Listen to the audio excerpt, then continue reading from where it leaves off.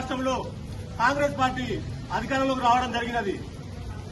ఒక ముఖ్యమంత్రి స్థాయి వ్యక్తి అన్ని పచ్చి అబద్దాలు, నోరు తెరిస్తే పచ్చి అబద్దాలు మాట్లాడిండు. అవి ఏం మాటలంటే, ఎన్నికలకు ముందు ముఖ్యమంత్రి రేవంత్ రెడ్డి గారు బహిరంగ సభలో గాని, అమ్మా మీకు పింఛన్ ఎంత వస్తుంది, పింఛన్ ఇప్పుడు 2000 వస్తుంది, కాంగ్రెస్ పార్టీ అధికారంలోకి వచ్చిన తెల్లారే పొద్దుగాలనే 4000 చేస్తామన్నాడు. ఎక్కడ పోయింది రేవంత్ రెడ్డి గారు? కాంగ్రెస్ పార్టీ నాయకులు మీ హామీలు ఎక్కడ పోయింది? అదేవిధంగా మన రాష్ట్ర ముఖ్యమంత్రి రేవంత్ రెడ్డి గారు బహిరంగ సభలో అమ్మ మీకు ఇప్పుడు కళ్యాణ లక్ష్మి డబ్బులు ఎన్ని వస్తున్నాయి అంటే, కళ్యాణ లక్ష్మి డబ్బులు ఇప్పుడు ₹1,00,000 వస్తున్నాయి.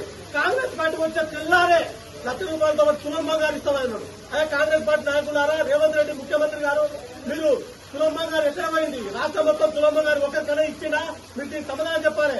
అదేవిధంగా రైతులు ఈ రోజు యూరియా కోసము పరిగాపులు కాసి రాత్రిపూట లైన్లలో రైతులు పరిగాపులు కాస్తున్నారు. ఈ కాంగ్రెస్ పార్టీ అధికారంలోకి వచ్చినామనే రైతులు చెప్పులు వంద క్యూలో పెట్టి యూరియా కొనుక్కునే పరిస్థితి వస్తుందని ఆనాడు గతంలో చెప్పినాము.